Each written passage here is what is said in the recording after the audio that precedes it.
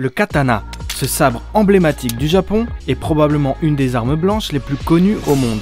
Elle est omniprésente dans la pop culture, des animés japonais aux films internationaux. Ce sabre est convoité aussi bien par les Américains que les Écossais ou les Belges. Il n'est pas exagéré de dire que le katana, accompagné du samouraï, est devenu une figure mythique autour de laquelle gravitent de nombreux fantasmes. Aujourd'hui pour Musubi, on va essayer de mieux comprendre ces sabres en démêlant le vrai du faux. Pour cette tâche compliquée, on a sollicité l'aide d'un spécialiste du sujet. Xavier Michel Tanaka, docteur en archéologie japonaise spécialisé dans la métallurgie. Mais avant de rentrer dans les détails, il est important de revoir les bases. C'est quoi un katana? Alors, un katana, il y a deux manières d'y répondre. La manière dont on interprète le mot katana en France, c'est grosso modo toute lame japonaise. Tout sabre japonais, ça va être un katana. Alors qu'en fait, au Japon, il y a ce qu'on appelle la Tokengaku, qui est en fait l'étude et l'expertise des lames de sabre, enfin les lames japonaises de manière générale, parce que ça ne concerne pas que les sabres. Et la définition est alors beaucoup plus précise. Le katana, tout d'abord, il doit avoir un seul tranchant. Quand il en a deux, on appelle ça un ken ou un tsurugi. Et ensuite, il doit être légèrement courbé, pas trop. Généralement, on parle d'une courbure d'à peu près, donc le point d'inflexion à peu près 3 cm par rapport à une ligne droite. Ensuite, autre caractéristique majeure, c'est que la lame doit faire plus de 60 cm de long. En dessous de 60 cm de long, entre 30 et 60 cm de long, on parle d'un wakizashi. Et en dessous de 30 cm, on parle d'un tanto, en général. Il peut y avoir quelques exceptions. À partir du moment où on dépasse les 90 cm, on est déjà sur des sabres relativement anciens qui étaient souvent utilisés à cheval, qui ont une morphologie légèrement différente, quoique très similaire au premier abord. On parle de tachi à ce moment-là. Et on peut avoir des tachi qui peuvent aller jusqu'à 1,50 m, voire même 2 mètres. Il y a un autre point très important dans le katana, c'est que le katana est systématiquement ceint dans le obi, la ceinture, tranchant vers le haut. Le sabre en fait dans son fourreau bien sûr, et là je ne sais pas si tu vois, mais le tranchant, la courbure est vers le haut en fait. Que si je fais ça, il va tomber en fait. Ça c'est tranchant vers le bas. Et donc le katana, la caractéristique du katana, c'est qu'il est systématiquement mis dans la ceinture, tranchant vers le haut. Les ancêtres du katana. La métallurgie en général arrive au Japon, donc grosso modo entre le 3e et le 1er siècle avant Jésus-Christ, et aussi les premières épées. Et là, je fais bien attention à ce que je dis, je parle d'épée. En fait, un sabre, généralement, ça a un seul tranchant, alors qu'une épée, c'est à double tranchant. Très souvent, les sabres sont courbés. Pourquoi? Parce que ça va favoriser la coupe. On a au tout début des épées, on le sait parce qu'en fait, on retrouve ces épées généralement dans les sépultures. Déjà à l'époque, symbolique sociale très forte de l'épée. Généralement le pouvoir, d'ailleurs dans la mythologie japonaise, on en reparle aussi avec les symboles de l'empereur, dont l'épée notamment, qui est un des symboles forts, avec le miroir et le magatama, qui est une sorte de perle en forme de virgule, que les fans de Naruto connaissent très bien. Ensuite, on arrive à la période Kofun, donc à partir du 3e siècle. Et là, on arrive vraiment à des périodes de conflit. Et on a l'apparition aussi des premiers sabres donc à un seul tranchant, mais droit. Donc, ils sont complètement droits, en fait. Sauf qu'il n'y a qu'un seul tranchant. Donc, il faut s'imaginer, grosso modo, un katana, mais entièrement droit. Et donc, du coup, les sabres à un seul tranchant, 5e, 6e siècle, se répandent aussi beaucoup plus que les épées. Les épées se raccourcissent un peu comme des poignards, puis finissent par disparaître. Et au 7e siècle, on est vraiment là dans le monde du sabre droit. Le chokuto, on l'appelle en japonais. Le début des courbures. À partir du 8e siècle, on a des débuts de courbure dans le sabre, et pas au niveau de la lame elle-même, mais au niveau de la poignée. Seule la poignée qui prend une légère courbure. Et au 9e siècle, donc, on reprend cette courbure au niveau d'abord de la poignée et on commence à dévier cette courbure vers la lame. Le point d'inflexion majeur de la courbure, en fait, commence à arriver au niveau de la garde, puis un peu sur la lame, sur les tachi, donc ces sabres qui sont portés par les cavaliers. Le point d'inflexion de la courbure est très proche de la garde. Et quand on arrive sur le katana, ce qui va faciliter d'ailleurs le dégainé du katana, c'est que le point d'inflexion va venir au milieu de la lame. Et à la période Edo, on va même avoir des sabres, ça dépend aussi des écoles et des forgerons, mais des sabres qui vont avoir le point d'inflexion à la fin de la lame. La naissance des katanas. Alors, je remonte un tout petit peu donc au XIIe siècle en fait. Donc, il y a le tachi et parallèlement, beaucoup de cavaliers et aussi des hommes de pied, des guerriers qui les accompagnent, qui n'ont pas les sous par exemple pour avoir un cheval, commencent à utiliser des uchigatana.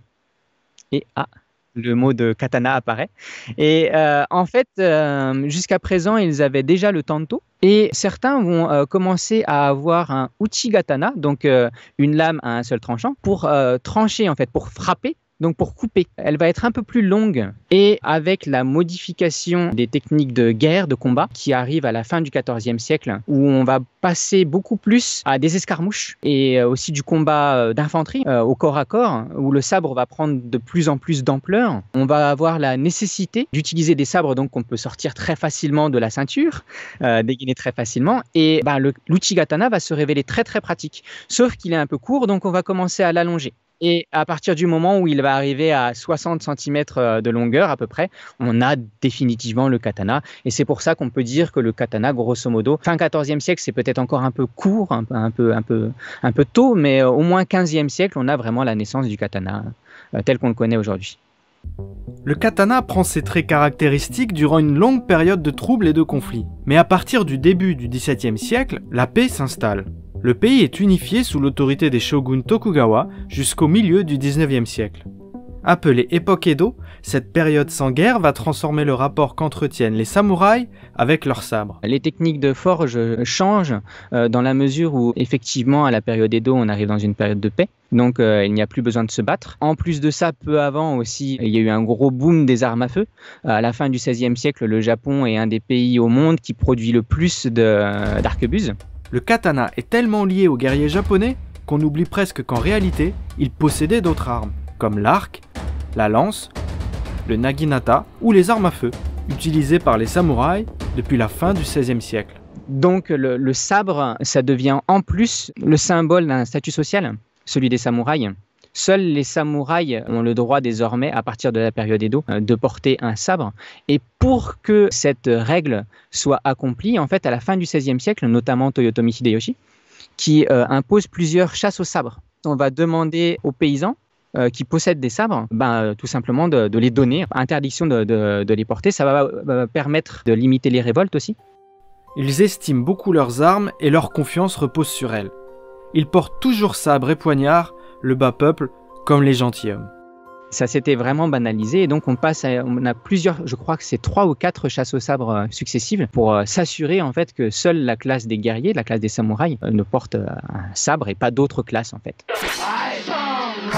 Le katana d'art. Donc le sabre en tant que symbolique sociale et par conséquent perte de la symbolique militaire ou l'efficacité du moins, la nécessité d'efficacité et on va partir sur des lames qui seront des œuvres d'art avec, on n'en a pas beaucoup parlé jusqu'à présent mais une autre caractéristique un petit peu du sabre japonais c'est la monture. Donc quand je dis monture c'est la poignée, la manière dont c'est tressé, les menuki qu'on peut avoir sur la poignée qui sont des petits éléments décoratifs mais aussi à la base pour stopper la main, pour pas que la main glisse de la poignée. Alors je sais pas si tu vas voir, je vais te montrer. En fait à l'intérieur je sais pas si tu as un petit élément décoratif. La poignée est en bois. Par-dessus, on va avoir de la peau de raie qui permet d'avoir un bon grip, une bonne poigne dessus. Puis on va avoir ensuite dessus ces 2 petits objets qui sont les menuki, c'est des objets amovibles. Ces objets amovibles vont être maintenus par le tressage. Et c'est amovible pour vraiment correspondre en fait au creux de la main du propriétaire. Moi, par exemple, le sabre que je te montre, c'est pas un vrai sabre, hein, c'est un yaito, c'est mon sabre d'entraînement. Mais il a le même poids, ce genre de choses. Et pour faire la poignée, j'ai donné l'empreinte de ma main, l'empreinte de mes 2 mains d'ailleurs, pour que ce soit fait vraiment pour ma taille en fait. Donc après, à la fin donc de la poignée, ici, tu as ce qu'on appelle le fuchi, qui vient en fait bloquer le tressage et qui est toujours très décoré. Ensuite, tu as aussi, pour bloquer la tsuba, tu as une mince goupille, enfin c'est pas une goupille, c'est un mince disque en jaune ici, je sais pas si tu l'entreaperçois bien, qui est un seppa, tu as le même de l'autre côté. Ça aussi, ça peut être décoré. Et puis ensuite, bien sûr, tu as la tsuba, la garde. Et ensuite, pour bloquer la lame dans le fourreau, tu as cette pièce qui est souvent en bronze, qui est le habaki. Et grâce au habaki, en fait, ça fait que si je lâche, le fourreau ne tombe pas. L'esprit et le sabre. Si ça existait plus ou moins avec le zen, on a des ouvrages, par exemple de Tako Hansoro, qui parlent justement du lien entre l'esprit et le sabre. Miyamoto Musashi aussi, le traité des 5 roues. Même si on a ce genre de traité-là, ça reste des choses assez, pour le commun des Japonais, on va dire, assez, à l'époque en tout cas, inaccessibles. Le paysan ne va pas du tout s'intéresser à ce qu'a pu écrire le traité des 5 roues. C'est plutôt la classe samouraï, au sein de la classe samouraï, l'élite, que ce genre de récits vont se mettre en place. Et ça a tendance, du coup, à totalement disparaître avec la suppression de la classe des samouraïs et l'interdiction du port du sabre. Mais en fait, sous l'impulsion du gouvernement japonais, ça va réapparaître à la toute fin du 19e siècle et au début du 20e siècle avec la montée du militarisme. Et à ce moment-là, on va prôner la moralité du samouraï, le fait de mourir pour son seigneur. Début 20e siècle, mourir pour son seigneur, c'est mourir pour l'empereur. On est dans une optique qui n'était pas autant jusqu'au boutiste jusqu'à présent. Et le sabre du samouraï va devenir un symbole, mais d'une puissance telle pour l'ensemble de la population japonaise, parce que ça va être martelé à tort et à travers même, on peut le dire vraiment dans ce sens-là. Du coup, on se retrouve avec une image du sabre, c'est l'âme du samouraï. Toute cette image du guerrier japonais tire en partie ses origines du Hagakure. Ce livre est un recueil de pensées de Jocho Yamamoto, un ancien samouraï qui a vécu pendant l'époque Edo. Cet ouvrage est considéré comme une des références lorsqu'il s'agit de présenter l'esprit du samouraï qui fera tant fantasmer par la suite. Mais le Hagakure, oui, il est fait au XVIIIe siècle, hein, et donc on est en période de paix. On est en période de paix complète. L'une des phrases les plus connues, c'est la première chose que le samouraï doit faire, c'est apprendre à mourir. Pierre-François Sury donc en parle très bien, même à l'époque, il a écrit ça pour son seigneur. Hein. Mourir pour son seigneur, c'était en fait la loyauté pure, mais c'est de l'idéalisme, mais assez dangereux au final. Il a été un peu regardé avec du recul. Par contre, ça a été réutilisé, et donc oui, c'est Inazo Nitobe dans son livre en anglais, même pas en japonais, en anglais, qui présente le Bushido en 1905 comme la voie du samouraï, la voie idéale du samouraï, et peut-être, oui, un peu trop idéalisée. C'est toute cette image plutôt récente, au final, du sabre, qui s'est transposée en Europe. Parce que les premiers collectionneurs européens, occidentaux de manière plus générale, ils arrivent vraiment à la fin du 19e, voire au début du 20e siècle, et ils sont noyés dans cette ambiance, dans cette manière de penser par rapport au sabre. Et donc ils vont nécessairement la ramener avec eux. Contrairement à ce qui transparaît dans les écrits prônant le Bushido, lorsqu'on étudie l'histoire du Japon, on comprend très vite que les samouraïs, comme tous les guerriers dans le monde, ne se battent pas simplement pour un seigneur, mais pour une récompense en cas de victoire. Nombreux sont les changements de camp au Japon, même pendant une bataille, comme ce fut le cas dans la plus connue de toutes, celle de Sekigahara en 1600. C'est là où ça devient intéressant, en fait, il faut dissocier un petit peu la loyauté de l'honneur. Puis la loyauté, ça se discute, quoi. Le tranchant du katana. Il y a un autre fantasme concernant le sabre japonais. Son tranchant est si réputé que l'imagerie actuelle, volontairement exagérée, le montre pouvant tout transpercer. Que ce soit les doigts de Robocop, une lanterne en pierre, des avions, et même le cœur de Whitney Houston. Est-ce que le sabre japonais était si tranchant? L'était-il plus que les épées occidentales? Pour faire un comparatif avec l'Occident, il faut savoir qu'une épée médiévale, déjà, c'est le même poids, voire moins lourd que des sabres japonais.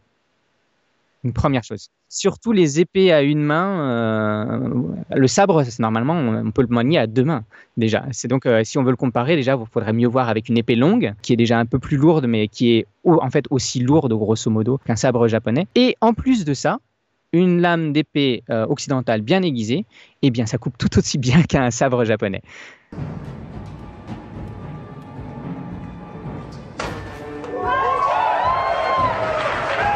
Ça nécessite des positions particulières pour couper parce qu'il faut que la tranche se fasse bien. Est-ce que c'était nécessairement employé dans le combat de tous les jours? Est-ce qu'ils en avaient vraiment besoin? Ça se discute. Là aussi, hein, au Japon, c'est la même chose. Avant le XVIIe siècle, avant la période de paix, on est dans une période de guerre où les gens sont en armure. Est-ce qu'un sabre très finement aiguisé était nécessaire ou pas? Parce qu'un sabre qui est très finement aiguisé, ça fragilise la lame aussi. Donc, on va avoir des chocs sur la lame qui vont apparaître ça va être beaucoup plus cassant si c'est très bien aiguisé que si c'est un peu moins aiguisé.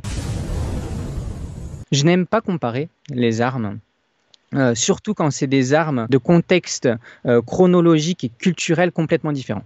En l'occurrence, très souvent, on essaye d'opposer le style européen et le style japonais. Que ce soit dans le style européen ou dans le style japonais, déjà, il y a des différences entre les siècles.